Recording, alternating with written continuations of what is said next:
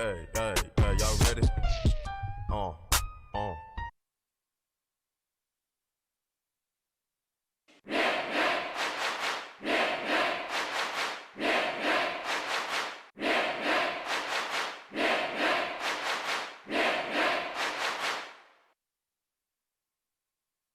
They don't wanna come and mess with us, man. They don't wanna come and mess with us, man. Hey. Chilling on the couch, man. Hey, look. We just Appreciate couch, the man. pressin B. Couch, man. I'll let you know that Pink. Let me know something. I need to know this right now. Chilling on the couch, man. Pink really fresh, man.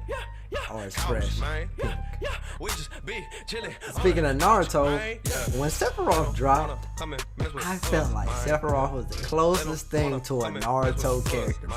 Like Dragon Ball Z fighters for us in these tournaments. But I just wanted to be the first one to show y'all that if none of y'all ever thought of it that way, that's immediately what popped in my head when I saw him do that. And I'm like popping off on my couch. His life in general. Listening to your video content creation. So boy, when they say sign your name, I put your boy. So I was like, I'm official. I was like, bro, I'm official. I pulled it. I was like, look right there. It said your boy under my license. That's me. That's me. At that point, he gotta give it up. Yeah, you gotta give it up there. Yeah. Okay. I really just wanted something to be cool with the pills, so that when I'm bringing that part in for Dr. Mario, it made sense. So that's good enough. Welcome everyone to Couch Man.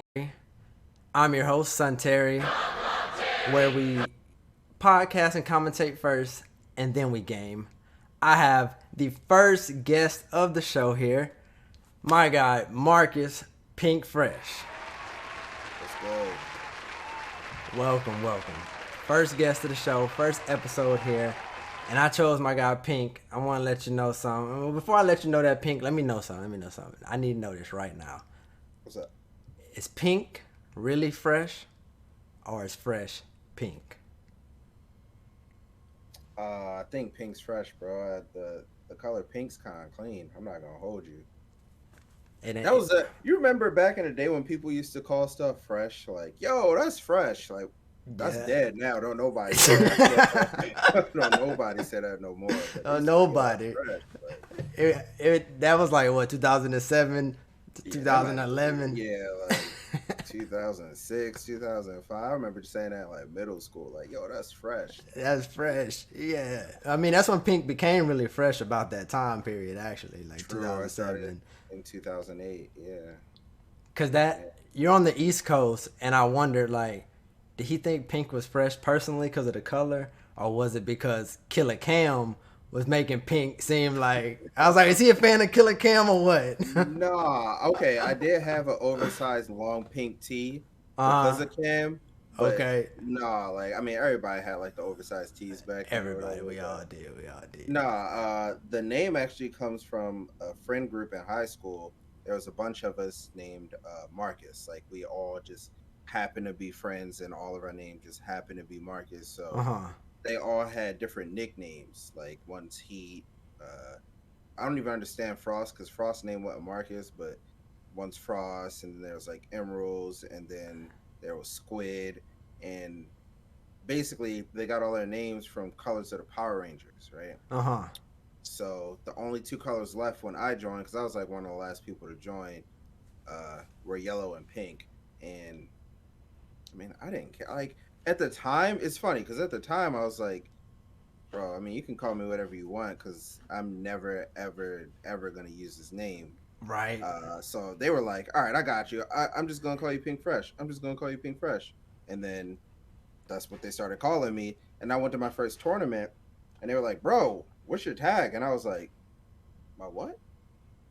A tag? I never think that deep. Like, and I never had a nickname. Like, I'm thinking, like, I never had a nickname, like, throughout never thought of all one. my life. And then I was like, yo, I do got a nickname now. It's I'm just gonna use PinkFresh. And then that's how it came. That's how it came. History, yeah. Hey, at my first tournament was the same thing. You know what I actually went by? I actually went by your boy. by your boy. They was like, "What's your tag?" I was like, "Wait, I have to have a tag." They're like, "Yeah, you need to put a name." I'm like, "Man, say your boy coming up, just by your boy." Oh, all right, yeah. I mean, at the time you're probably like, bro, that's hard. That's hard, right? That's raw, bro. That's right. Funny fact, I actually signed my name. I told Waffles, the Melee guy, homemade waffles. I told him because he said on his podcast or whatever, or Twitch, he was your boy, and I was like, Waffle, I want you to know something. I'm the real your boy. I even signed it on my license. At the bottom, I signed your boy. When they say sign your name, I put your boy. Oh no! So you lost. I was like, I'm official. I was like, bro, I'm official. I pulled it. I was like, look right there. It say your boy under my license. That's me. That's me. Sure. At that point, he got to give it up. Yeah, like, got to give it up there. And that's funny that's how you got your name, and you was in school with a lot of Marcuses, because I was in school with a lot of Terrences, and that's how I ended up being Terry. Well, my mom called me Terry, but like because we were at school with many Terrences, we all had a nickname to not confuse each other in class, right, like who they talking to. So then I went by, call me Terry, and then or T Wayne, and the other one was T Hicks, and then there was other names, TJ and stuff. So that's how I ended up getting the Terry in front, going, because really it was just a mom thing, but then I kind of brought it to myself. Right. So that's funny. You had the similar situation. That's how you ended up getting the PinkFresh. So we got the name Pink and name Fresh. What your first game was, Brawl, or was it Melee? Competing. No. What's the first one you got? What's the first Smash game you received? Oh, 64. Oh, you received the 64 one, huh? Yeah, 64 was. It's funny because I never owned Super Smash Bros. On 64. What I would do was, there was a Hollywood Video down the street. Like, we talking Wave at like Blockbuster, Hollywood Video. I had a Hollywood Video down the street, and my parents would take me to rent games pretty often because they were like, "You play a lot of games," and if I did well in school or something, then they'd be like, "All right, like, yeah, go rent a game or something." And it was like $5 to rent a game for a week. So, a lot of times when I went to Hollywood Video, I would rent new games, but I would also keep renting Super Smash Bros. Because I was like, this is really fun. Like, man, I enjoyed it so much as a kid. And then Melee came out, and what's funny about Melee is I didn't own a GameCube. I owned a 64, but I didn't own a GameCube. So I would have to go to my friend's house to play Melee, and it was my next door neighbor. We played a bunch, and then one day he was like, "Dude, you're really good. Like, I'm gonna introduce you to my friend that goes to tournaments," which is how all the Marcuses started, because my next door neighbor was named Marcus. Oh, okay. And then he introduced me to the friend group, and there was this guy named Heat who went to tournaments. He played Captain Falcon, and I was like, all right, I mean, it's light work. Everybody's light work. And then like we started playing, and he's zooming around the screen, and I'm like, how he moving like that? Like, how he moving like that? Like, what is that? What's all this? And I was like intrigued by it, because I was like, oh, this game's a little deeper than I thought. Like, I'm over here just trying. I played Marth at the time, and I was just over here trying to like hit people with the sword. Like, I'm mashing forward smash. Like, that move, if I hit you with the tipper, boom, done. you gone. That's all I was trying to do. And he's just moving around. I'm like, oh no, I ain't with this. So that was the first time I really like got beaten bad, and I was like, oh no. So that's how I started hanging out with them more. Okay. And when I started hanging out with them, I was like, no, I'm gonna be better than this dude. Like, that was my goal. I was like, I'm gonna be better than this dude. It never happened, because that was toward the tail end of Melee. That was like 2007, right? And I was like, okay, well, Brawl's coming out soon. I'm gonna be better than him at the next game that comes out. Now, you know about the history of Melee and Brawl, where Melee was like crazy, mad fast. Yeah, mad fast. Brawl came out, and everybody was like, the Melee players were like, bro, what is this? What is going on? Yeah. So he didn't really play it. So it didn't take me that long to get better than him. But then he was like, dude, like, you should consider going to tournaments. And I was like, nah, I'm chilling. He's like, nah, like, I used to compete, and I think you would be good enough if you started going to tournaments. And that was when I played Lucas, when I first started. And I went to my first tournament, and I didn't go 0-2. Didn't go 2. I was shocked. I went like 1-2 or 2-2 or something like I that. was shocked I didn't go 2 in my first one as well. Yeah, yeah, and that's how I started playing, competing. It's all because some dude named Heat just beat me with Captain Falcon. I was like, nah, I ain't with Nah. this. But that's how a So lot of people start. that's how a lot of people started. And I was on Brawl actually first. I had saw Melee, but didn't really know what it was. And Brawl actually came out on my birthday.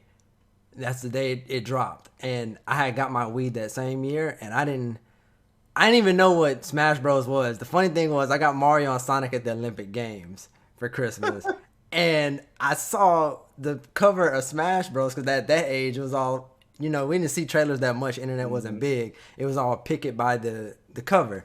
I saw Smash Bros for Brawl and I was like, what is that? What's all these characters? Nah, that's more than Sonic and Mario on this one. I want this one. I don't want Sonic and at the Olympic Games. So I went and begged my parents to return it, got Brawl, played Space Emissary, which I wish we had Space Emissary again. That fun because I don't know, the Space Emissary was just a bomb. I was stuck in that game.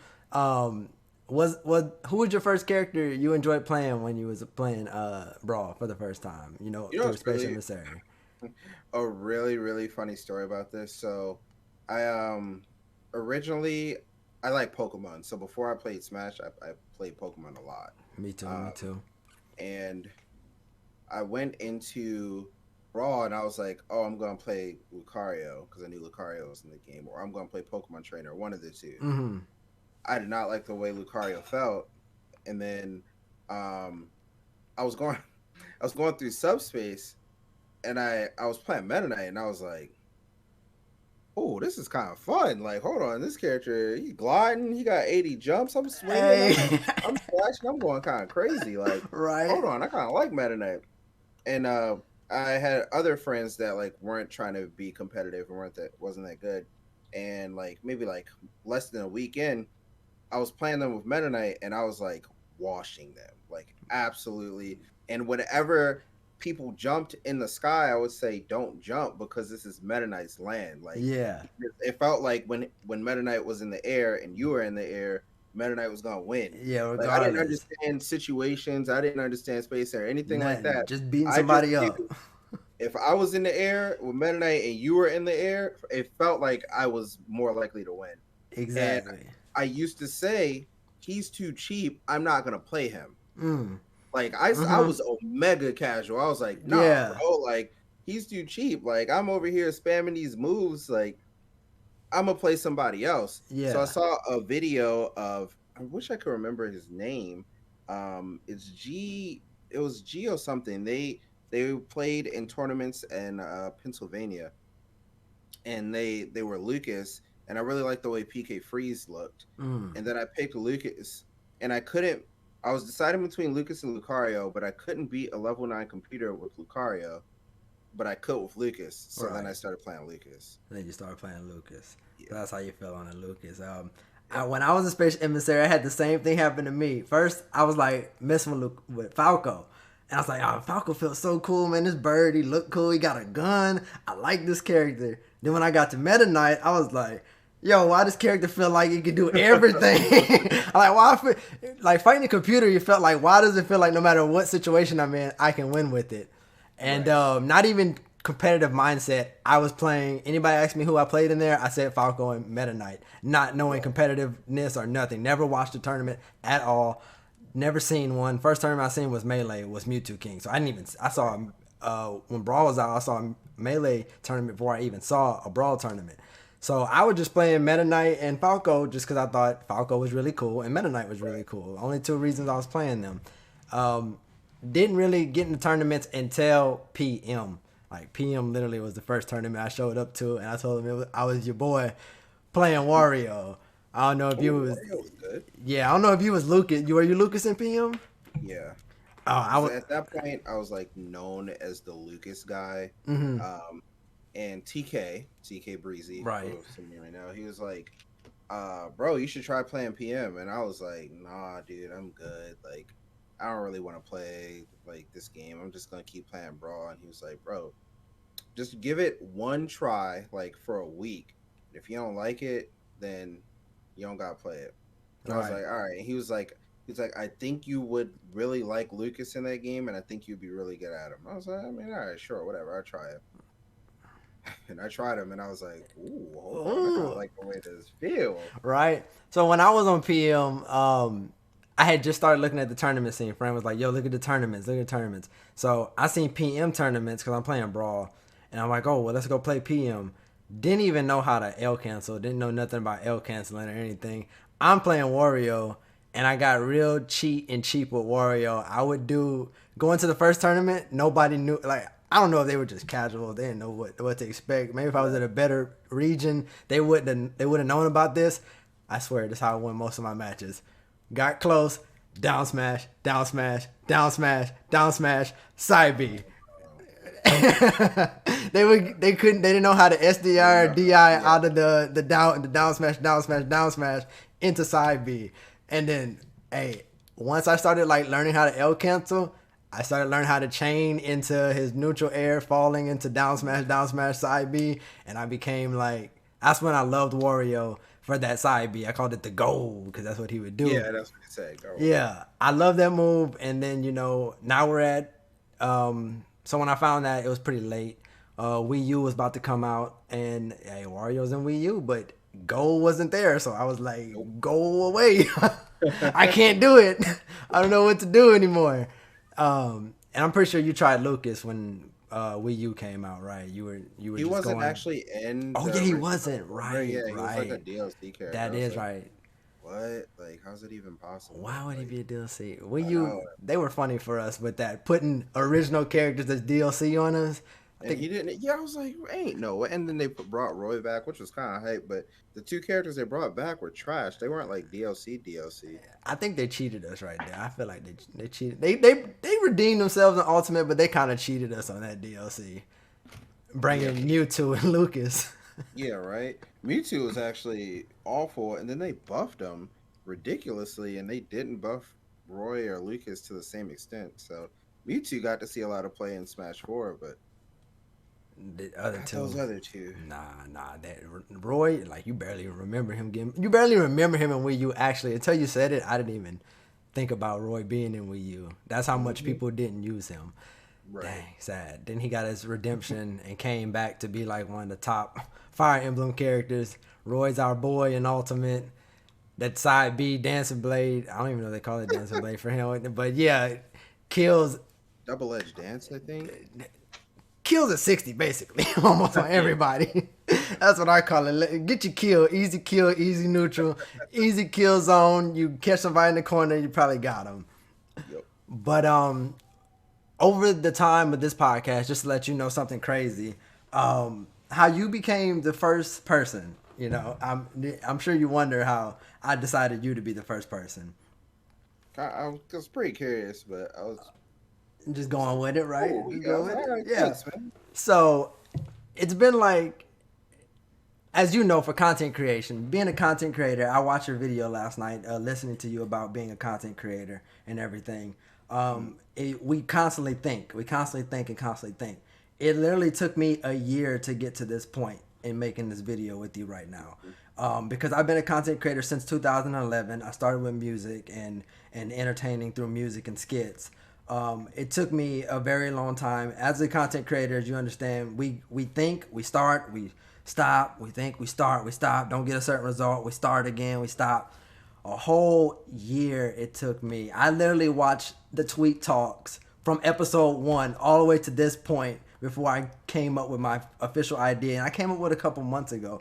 And fun fact, the reason you were chose first was because every time I thought about how I would do this video, I would imagine talking to you.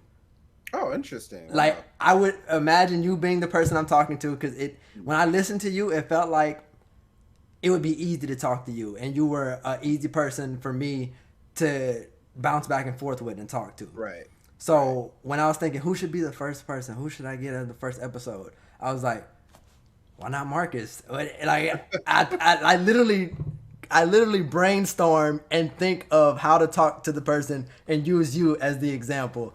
So I was like, I'm gonna just go with Marcus. I'm gonna go with PinkFresh. That'll be the first one. And fact is, everyone, this is the first time I've ever talked to Pink.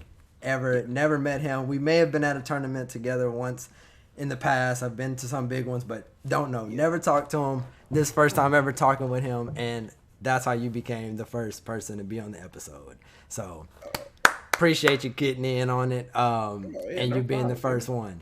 I appreciate you reaching out to me. I was just sitting there. I was like, oh, okay, cool, Metafy lesson. They're like, but I don't really want a lesson. I was like, okay, like, where is this going? Like, I kind of just want to do like a chill, like, talk session, and we play, and then it's just, I was like, all right, cool. I mean, that's chill, like, because I just don't, I don't know, like, I just feel like I'm just a normal person. Like, I'm just good at a video game, like, just like you, like, you know, you're a husband, you're a father, like, I'm a husband, so like, right, like I'm on the older side. I've had a lot of life experiences, like, and I don't feel like I'm above anybody. Like, we can just have a conversation no matter who you are. Of course.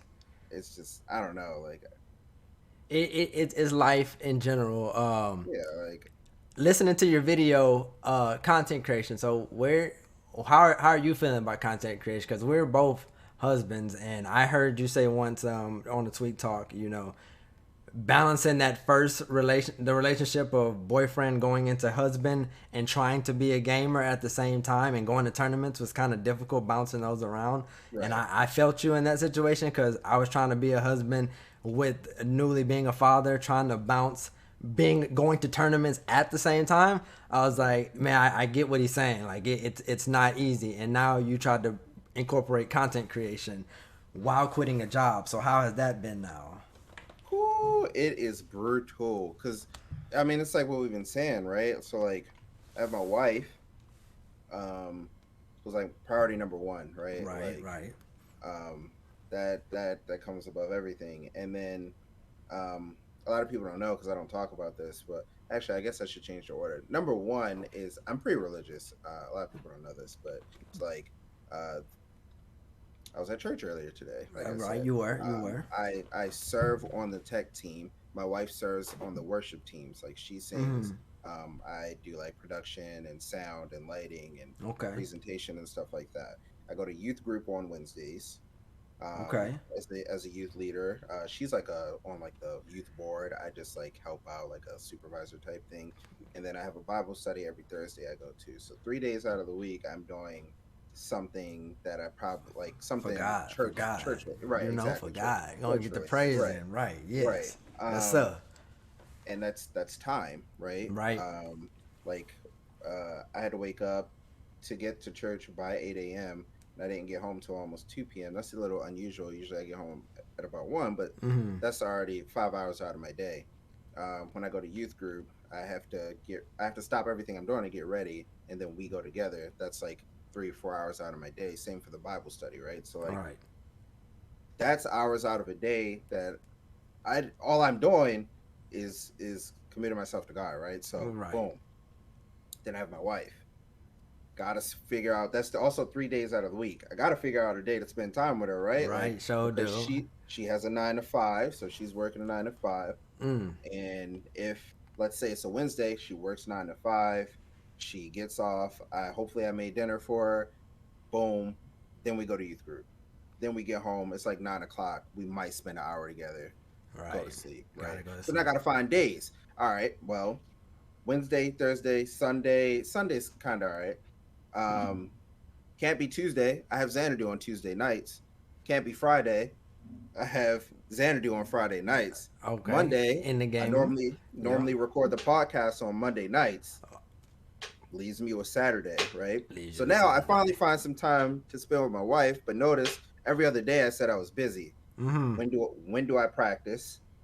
When do I have time to make content? When do I have two? I'm sure you've heard the cats going crazy in the background. 2 cats and a dog I gotta take care of. Gotta help around the house, because like, I'm not gonna expect her to go to work and then come home and do all the cleaning. And then you know, I'm helping around the house. I make dinner for her, like, bouncing all these things. Life. It's hard, like, definitely. And I find myself a lot of times, like, I find I hit different strides in different areas. So that'll be like, one week I'm like, bro, I'm practicing. Like, I'm hitting my 2 hours a day. Mhm. Focus, practice. Don't Focus, nobody practice. interrupt me. Boom. Then the next week, I'm like, practice, man. What am I doing practicing? Trying to squeeze it. I gotta make content. What am I Right. doing? Like, oh man. So then I start making content. I'm on YouTube. I'm like, oh snap, drop a video. Video does okay. I get like for I don't know what standards are, but like from my standards, I'm like, oh, I did well. All right, let's do another one. I'm like, wait, I didn't stream this week. Oh snap, I got stream. And a lot of people are like, you can stream your like make your stream tailored to your YouTube videos, right? Right, yeah. That saves you time. Correct. But I kind of like doing that, but I also don't really like doing that because I also feel like YouTube should have some videos that's exclusive to them. Obviously, I'm in a weird position. I probably shouldn't be like choosing, like, you know, like I gotta make do where I can. Yeah, right. And I've said all these things. I didn't say anything about editing. If I gotta make a YouTube video, that's the next part. Yeah. You know, like if I have to write a script for a video, first of all, I gotta write the script. Then I gotta record me saying the script correctly, not just me saying the script. Like I gotta like get it across the way I want it to come across, and that also takes hours. So like each day I wake up and I'm like, the moment I wake up, it's like, oh snap. It's another day. Oh wait, how much I gotta do today? How much time? How much time is in this day? And I don't know. I'm trying to figure this out. I'm in the process of figuring this out. But like mental health wise, my doctor said I probably need a therapist or something like that. So I'm trying to like find a therapist. I'll do. Yeah, for sure. So some days like I'll sleep like 12 hours and I just wake up. It's like 1 p.m., 2 p.m. And I'm just like, my day over. Day over.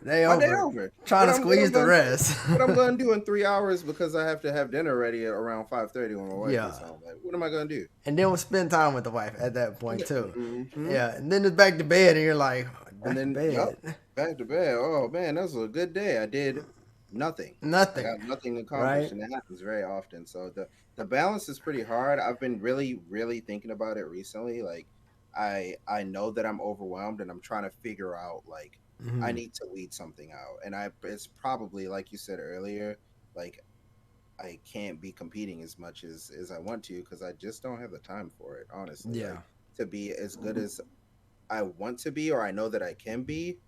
But I also have this weird part of me is like, I know how good I can be and I want to be there. So it's always this constant battle, and I'm not really sure. It's a constant battle. And then even if you do use the Twitch streams, you still have to edit it. Like, and you were saying that you were trying to meet a deadline on editing. It didn't get there. And now you're like, I'm going to scrap that idea. And now you're trying to do another idea, and you're pushing idea after idea back. And you're just like, man, on top of getting back to regular life. Right. And I pay somebody to do my thumbnails, and I like pay them at the beginning of the month. And a lot of times I'll maybe do like 2 thumbnails that month. But I have so many thumbnails backed up because I have like, there's a video I was going to make about like Steve when Onin won SmashCon. I had the perfect thumbnail for it. And that thumbnail was from the video I was going to make from when Onin won Gommel, like months before. I just was like, oh yeah, boom. All right, bro, I need this thumbnail for Onin winning Gommel. Didn't use it, and I was like, another thumbnail scrapped. And then SmashCon Onin won. I was like, yes, I got the perfect thumbnail already ready. I'm gonna go home, record this. Get home.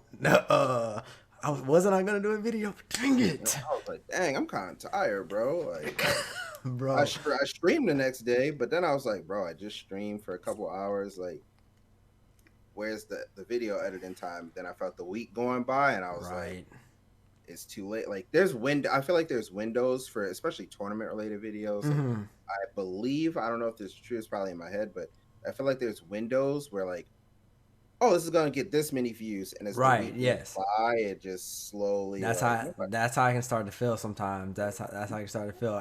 When I was creating parodies in the beginning in 2011 and 12 and 13, as the song got older, as the months went by and the hype went down on the song, I was afraid the view count's going down. So I kept pushing songs. I kept making songs, not putting it out. Kept making songs, not putting it out because I was scared it just wasn't gonna do what it was supposed to do correctly.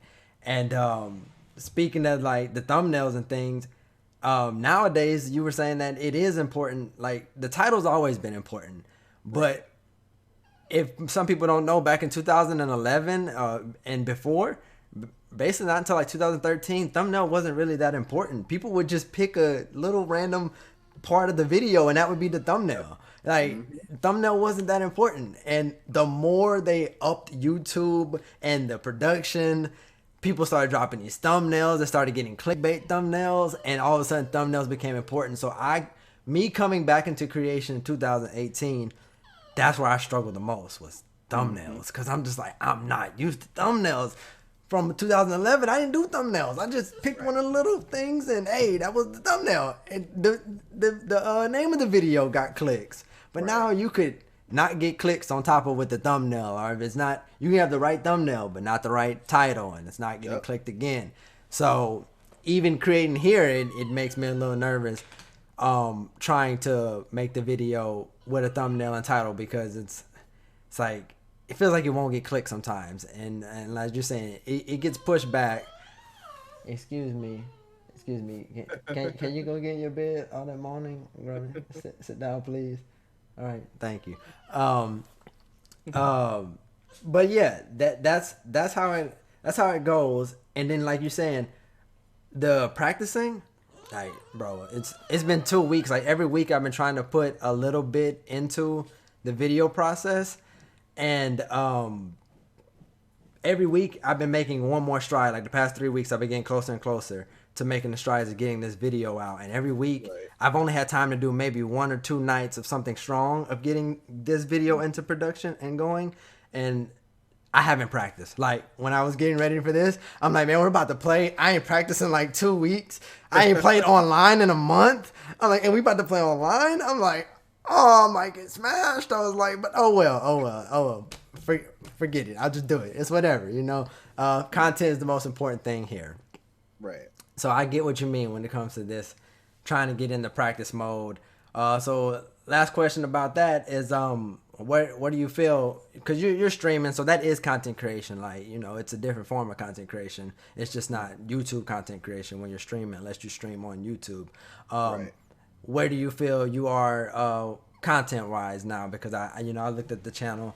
Where do you know? Where's your goals of going more with content creation for as far as the YouTube push on it? How do you feeling about it? Because I know you're already feeling bogged down with life, so that's enough there. I have an idea of essentially what I think my channel would be, or like an idea of what I want it to be. Putting it into action's a little tough. But as I've like made videos on it, I feel like I've gotten like a bit more understanding of what people like. Sorry, my cat. But essentially, you ever do you watch chess videos at all? I don't. I heard you talking about the chess videos, but I don't really watch the chess videos. Yeah, this is dude Gotham Chess. You should just watch one video. You might get hooked, and even if you don't like chess, you might get hooked. Okay, all right. He just and they fighting, they smashing. Yeah, they be fighting in the background. Oh, good. But essentially, he makes recaps of games that happen in chess tournaments. That's it. Right. Really, and he was a pretty solid player. He wasn't like a super top, like super top, and chess is like 2700, 2800, like that level. But he was like solid 2400 player. You may think like, what's the difference between 2400 and 2700, like elo wise? He might have been like what we would say in Smash, I guess, is like he was like a top 30 to 50 player. Might even say 35 to 50 player. Right? Okay, right. Where like 2800, that's top 10 territory. That's top 10 territory. And that's that the top 10 is like those people that only lose to the other top 10, right? Like they're really only losing to each other up there because they're just that much better than everybody else. That much better. But but he was solid. Like he could beat some of the people that are 11 through 20 or like 20 through 30, and he Yeah. could beat the other people around his area. But breaking in that top 10 was absolutely no way he was beating those top 10 players.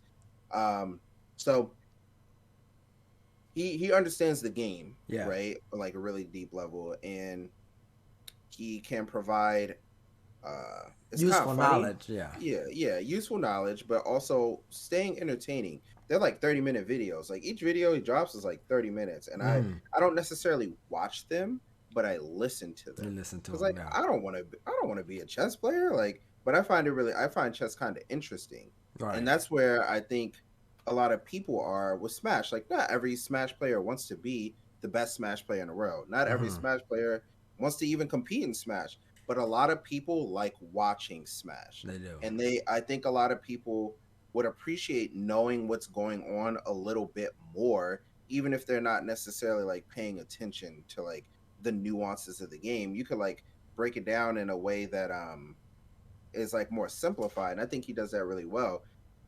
And that's kind of what I want to do. Like I've heard a lot of people say this to me before, and I don't necessarily know how true it is, but I mean they're saying it, so I guess it must have some validity to it. But they're like, a lot of times when you speak about the game, like I have a hard time following a lot of other people, but you can break it down in a way that's like easy for me to understand. Right. And I just noticed that, like, and that's just something I like. Like when I was growing up, I wanted to be a teacher. Okay. I wanted to be a math teacher, and I hated school. Me too. It was not for me. I tried going to college like 7 times. It was not for me. It just wasn't. No.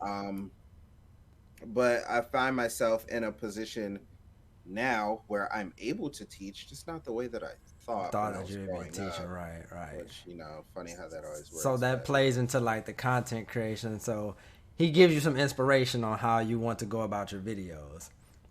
Yeah, because I watched a Ludwig video that was talking about like content creation a bit ago, like a year ago or something, and he was saying like find I think like 5. It was like 3 to 5 like people that you watch that you think you can emulate their content, right? And then like put your own twist on it.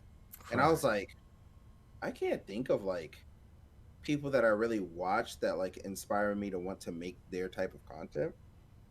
Like I can think of a few. Like I really enjoy Void's content. If any of you like are familiar with Void, because Void just kind of does what he wants to do. So some days he's streaming Metroid Dread, speed running that. Other days he's playing Valorant. Other days he's streaming League. Other days he's streaming chess. Other days he's streaming Guilty Gear. Like all these different things. And he started out as a Smash streamer, but then he was like, bro, I'm just gonna play what I want to play on stream, because I feel like my stream should be about more than what I'm playing. It should be about like me and like the community that I'm creating. And I found that really like inspiring. So I was like, oh, I could do that. So I started streaming TFT, and my number said, pew! I said, oh no, that's not good. But I enjoyed streaming TFT. I was like, you know what? That's not bad. So maybe every now and then I'll do it. And then I found Gotham Chess, and I was like, I don't really watch chess or like understand chess, but I find myself, I literally watch them every single day. Every day I watch one or listen to one. Sometimes I watch, sometimes I listen. Yeah. And I was like, wait, why don't we have that? Like, why is that? Which, I mean, now it's out there. Somebody's going to, unless I do it, somebody's going to do it, right? Right. And they're kind of starting to do it. PG Stats is kind of starting to do it. But yeah. Why isn't there someone that, let's say day 1 of Big House is going on right now, right? Let's say that tournament ended, and I picked like 4 games from sets that happened, and I just talk about them. Like people would listen to that because they're just interested in what happened at Big House. Not everybody has time to watch every single set that happened at Big House. Not everybody. If you want to know more about what happened at Big House, you're probably just gonna check the bracket, but that doesn't tell the full story. Right. And you might watch top 8. Yeah, right. You might watch top 8, like, but you're not gonna figure out like, oh, how did everybody get here? So, boom, I could like do like 4 games or whatever from top 64 or whatever. Boom, next day finish up top 8. This is who won. slit, like recap, Yeah, little yeah. recap videos. Recap. And it sounds so simple. It sounds so simple. And every time I sit down to do it, I'm like, trying to do it. yeah. It's so simple till the making process, Uh-huh. and then the editing process. It sounds so simple. Uh-huh. So that I like that thought process though, because like I said, we're content creators, and we're constantly trying to think out something next to do. And we do watch for entertainment, but the more life gets busy, the less time you have to watch, and you start to listen. Right. And you are being knowledgeable in those interviews as well. I mean, not in those interviews, mine are interviews.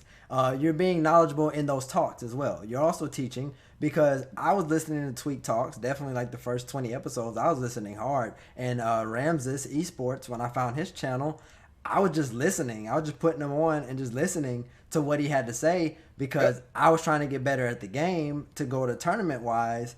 But then life hits me, and I'm like, man, I don't really got time to go to tournaments. I like there I go back again, a couple months into thinking content creation again, and I'm like trying to think of a way to go around that while also getting better at tournaments. But it does help, and everybody has their own niche when it comes to the Smashbros community, because Smashbros community is super big. It's millions of viewers, millions of players all over the world. It's Nintendo's top sold game, which makes me think, long as they're making a new system, I feel like Sakurai is forced to make a Smash game, because I feel like they just walk up and be like, "Hey, you know, we got to get sales, right? Sakurai, you got to make you got to do something." And Sakurai's like, "For real? Like, hey, you make Kirby, you got to make Smash." I feel like he's in that top 10 of Nintendo. We have to have Smash every system, because Smash drives these systems. It's one of the top 10 sellers to drive the system. So I feel like we're always gonna have a Smash game. Maybe not always have Sakurai, but we're going to always have a Smash. I feel like we're going to always... As long as there's a system coming from Nintendo, I feel like we're going to have another Smash game. Yep. If you agree. So next thing I wanted to show you real quick, just a small talk about Sephiroth. I wanted to say, tell me if you agree, but I'm a fan of Naruto, as you can see. Not my only fan, not the only show I love, but Naruto. You ever played the Ultimate Ninja Warrior games? Or no. any Naruto? Well, I mean, I play... Okay, so... Also, funny story. My friend was actually really good at GNT4 when it was on the GameCube, and like you had to get it from Japan. Right. Now it's, I forget what they're called now. I don't even remember. Clash of Ninja or something like that. Yeah, we got the Clash of the Ninjas in America. Right. So I used to play GNT4 a lot with them. And I wish I knew about tournaments for that game back then. I know there's still some now. Yeah, they're really small, but they still get them going. But speaking of Naruto, when Sephiroth dropped, I felt like Sephiroth was the closest thing to a Naruto character, bro. Like, he just had the whole toolkit that a whole Naruto character gets. He gets this range, he get these projectiles he get to throw, he get to charge up these super attacks 1 or 2 to level 3. He gets to box you out in the neutral game a little bit, may not be the best at it, but he gets to do it. Right. And while I'm watching the tournament, I'm watching Tweek play Yanni. And Tweek pulls off this DBZF Dragon Ball Fighters combo on Yanni. And I want to present it on my podcast, because I don't know if y'all noticed this, guys. And Pink, let me know if you noticed this. But I'm going to go ahead and pull this up so you can watch this. Tell me if you noticed this. But this is a Dragon Ball Fighters combo from Gimvitational. I think I know what you're talking about. Check this out. It happens in the next 10 seconds. Gavin is going to he's going to do a level 3 from like Dragon Ball Fighters. It reminds me of Broly. A level 3 into a level 1. True. Actually, that's a funny way to think about it. That's a funny way to think about it. Watch this. I'm just watching. I'm like, yo, okay. All right. Tweeks doing that. And then right here, I'm like, what? I'm like, the level 3 into the level 1? Ooh. Tweek brought Dragon Ball Fighters, and right when that happened, I was like, dude, that's why I said he's the Naruto character, but he's also the Dragon Ball Z fighter character of this game.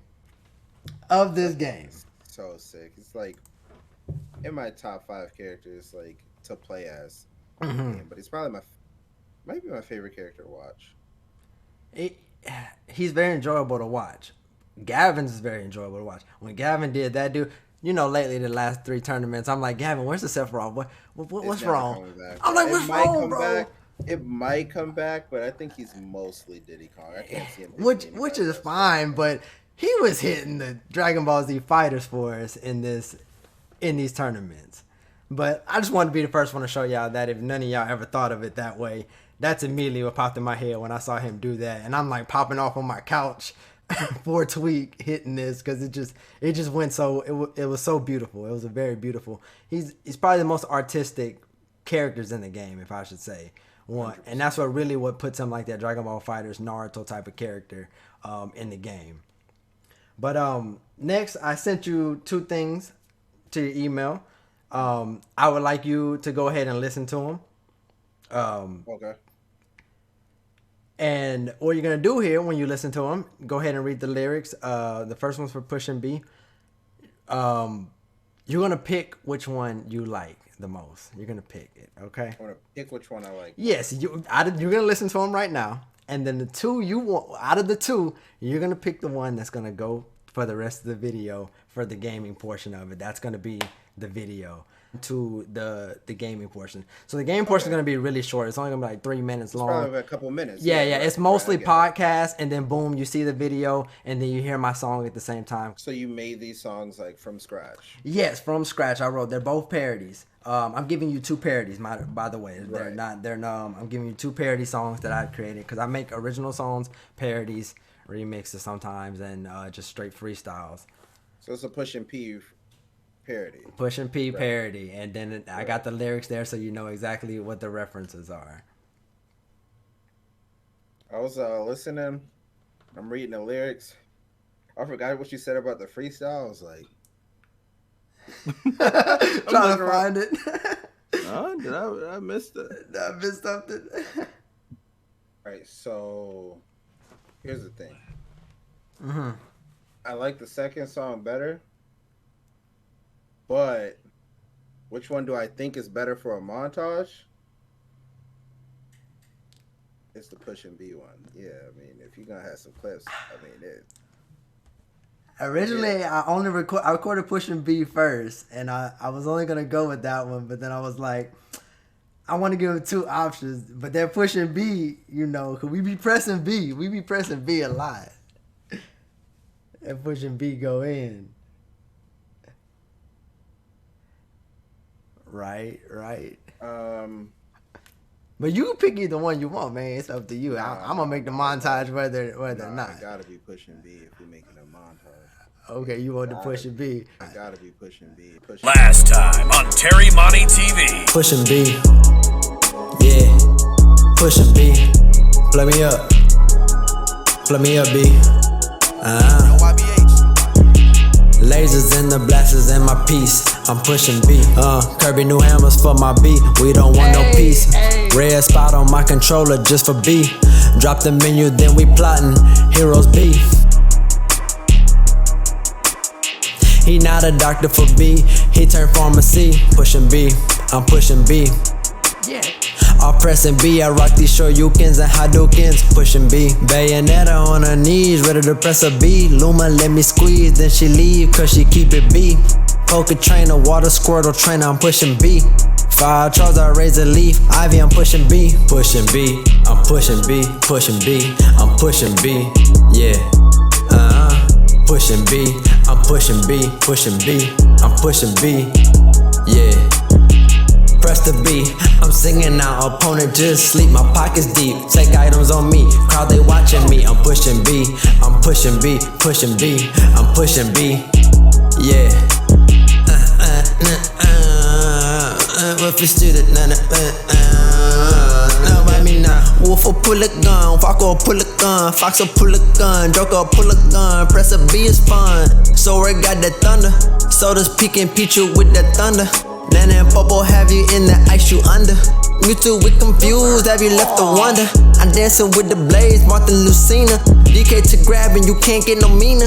I don't mean to disrespect your demeanor, but I keep trying all these characters that keep having specials on the beat, and I'm pressing it. I gotta keep doing it. It look like I keep spamming it, but I'm not. Just plug me up, bro. I just need to press the button, cause I'm having too much fun. Let me get it and I win, cause I'm pressing B.